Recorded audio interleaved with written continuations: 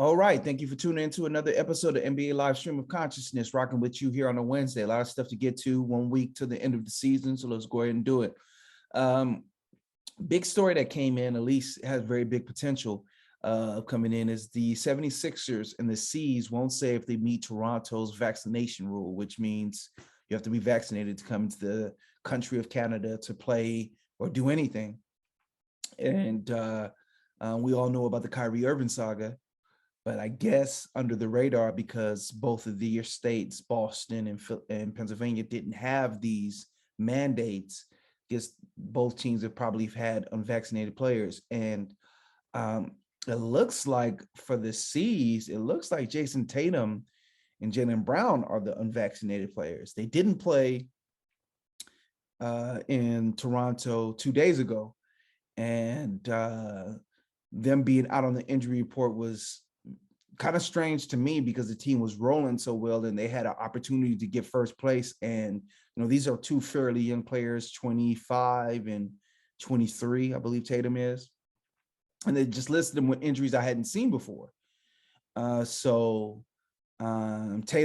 very close with Kyrie Irving. I mean, it doesn't mean that they share the same fuse, but this is big because they might potentially end up playing each other. And the way the rules are structured, you have to do this within a week of playing, within 2 weeks, be vaccinated. So they pretty much have to next week to decide if they are.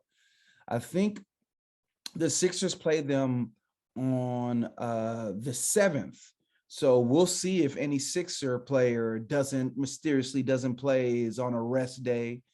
And, this is big because, the playoffs are coming around. So, it's interesting to look at the standings. There was a big game last night between the Bucks and the Sixers, in which the Sixers won, the Bucks won. And a lot of people are saying that equals maybe Giannis getting into the MVP conversation and taking it over. He had the big block at the end of the game. James Harden finally played well in the clutch game, and I haven't been doing these as regularly as I used to, maybe because my shame. The James Harden trade doesn't look as good as it did a couple of days ago. Let's just say is that, he actually had a good game this game, though. I think that there's a lot of structural issues with Philadelphia that just not as deep as they were before the trade.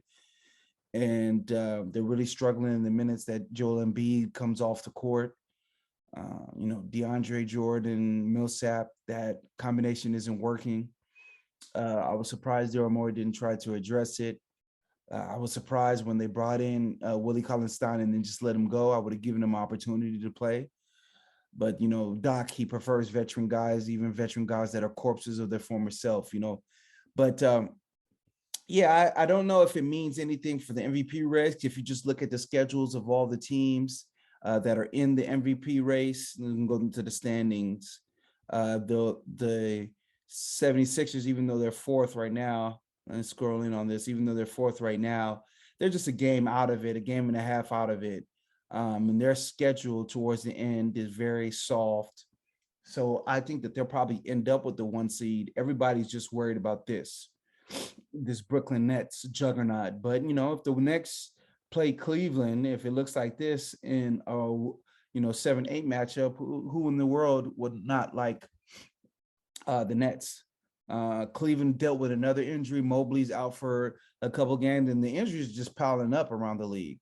And we'll talk about an injury in a positive light here in a second, but the injuries are piling up for a lot of teams. It just came out that Robert Williams is going to be out 4 to 6 weeks or 3 to 6 weeks. So potentially he can be back for the second round if the Celtics make it to the second round. But the injuries are starting to pile up a little bit, and I think it's dictating a lot of things. Brooklyn, obviously Ben Simmons has not come back. Mobley and Jared Allen being hurt for Cleveland. So, and Lonzo Ball being hurt for Chicago. So, which one of these guys comes back definitely matters. It's all going to matter to me in first round matchups. Who gets who? It's almost irrelevant to look at this right now because they're separated by so few games in this area and then in this area that this thing can look completely different by the end of the season. So it's all about matchup, who plays who. To me, I think if you are one of these teams, you're hoping to get a Chicago, you're hoping to get a Cleveland, you're hoping to get, if one of these two teams sneak in, you're hoping to get one of these guys. You want to stay away from Brooklyn. You want to stay away from Toronto. Those are not, whoever gets those draws is tough. Whoever it gets in the 4 or 5 matchup, if it's one of these teams, that's tough. But right now, there was a theory that a lot of teams are trying to lose games to stay in the 3rd seed, stay in the 5th seed. I just don't think that that's a smart way to do it. I think you have to try to get the number 1 seed. I don't think Brooklyn's going to get the 8th seed. But who knows? Brooklyn is just a game out of falling into this 10-9 matchup. And if they're in the 10-9 matchup, the best they can get is an 8th seed. My thing is you just should try to get home court advantage. If you're going to win the title, you're going to win the title. So you should try to get home court advantage. Brooklyn's going to try their hardest to win these games going in. Let's look at their scheduled games. If you look at their stretch of games to end the season, let's see here. So they have Milwaukee tomorrow, huge game, obviously Atlanta. Then, it's Powder Puff Central. It's Cream Puff Central. Houston, New York, Cleveland, Indiana. I mean, they should win those last 4 games. So, to me, the strategy of ducking and dodging, that just doesn't really make sense. Get the 1 seed and figure it out from there. LeBron and AD doubtful for Thursday, but looks like they're going to be back on Friday. Yesterday, the Lakers fell out of the play-in. So let's go ahead and talk about the Western Conference. A lot of interesting stuff happening there.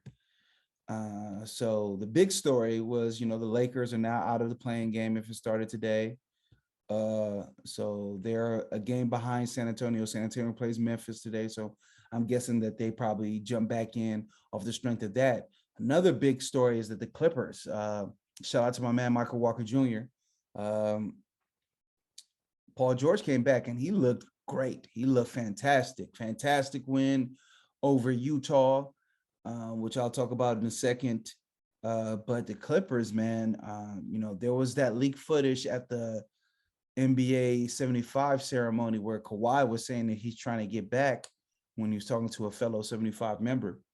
And this team, I've been talking all year about the Lakers being a sleeping giant. This Clippers team, man, if they get Kawhi back, and you in a 2-7 matchup, the Grizzlies have to get them in a 2-7 matchup. That's scary hours. They're just so deep. They have so many players, so many wings. They can play a bunch of different styles with Harvenstein and Zubac. They have legitimate, solid big men. They're just an interesting team, man. They're a really interesting team. And if Kawhi comes back, man, I would not want to play them. This West situation is more static than the East.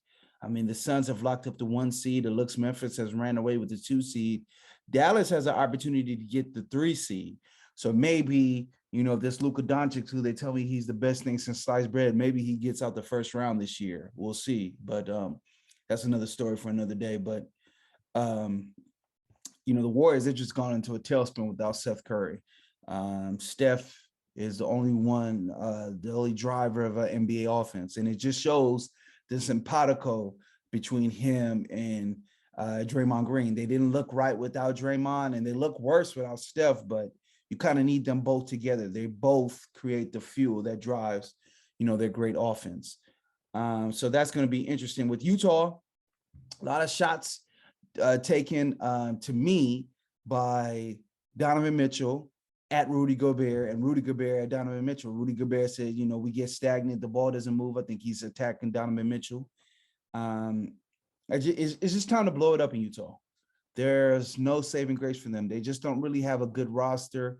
Donovan Mitchell's the only guy that they can ask to make shots. They're really old now with Bogdanovich getting up there and Conley getting up there. It's just there's just no like young player to look forward to in the future. You live in Utah, so you know you're not going to get free agents. I just think it's a scenario that when you look at it, I think that it's just run its course in Utah. Even with the coach, Quinn Snyder is up at the end of this year. So it's a situation in Utah where I think that you shouldn't be surprised if that's where the latest I want to trade comes out of. And I'm guessing, I wouldn't be surprised if it's both stars, but I'm guessing it's probably going to be Donovan Mitchell. And now they have Danny Ainge running the thing. You know, he loves to trade players. So to me, it just ran its course. They just, you know, it was interesting when it first got together. You know, they always have this great offense.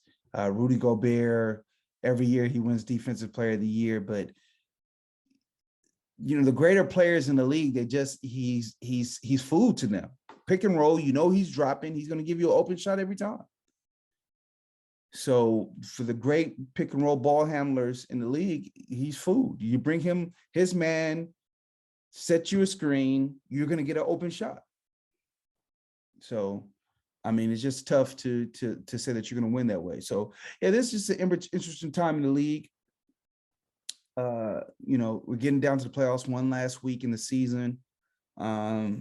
Seeding is everything. Seeding's everything. And, you know, there's a lot of people that have talked about certain teams being contenders. I know that I listen to everyone. They say the Bucks, you know, they won it last year, so you have to respect them. Phoenix, I think you definitely have to respect Phoenix. They have to be the favorite, the way that they've played. They've just been rock solid all year. And last year, the biggest deficiency was big men to throw at Giannis, and they've added JaVale McGee, and they've added Biyombo, who's played fantastic for them. So right now you have to push them in the favorites. But I think there's, after Phoenix, I think that there is a real logjam of players in teams, that could win the title. And I know a lot of people are really high on Boston. I'm not one of them. You know, playoff basketball, I think of the three major sports, playoff basketball is the most interesting. It's almost a different sport than what you've watched all year. You know, baseball isn't like that. Football isn't like that. Playoff basketball is a completely different sport. And you have a scenario where, you know, teams do completely different things than they did in the regular season. Stuff doesn't work. Players that were great in the regular season go from great to unplayable. They get hunted on every play. It's really about matchups, studying your opponent, and it's tough. So it's going to be interesting to see. You know, I'll break that down further, but I'm really looking forward to playoff basketball starting. All right, I'll go ahead and leave it there. The game is the game. All right, that's it for this clip. Subscribe, leave a comment, and respond to all the comments. The game is the game. So what's up, man? What's up with you otherwise, you know? The game is a game. Always.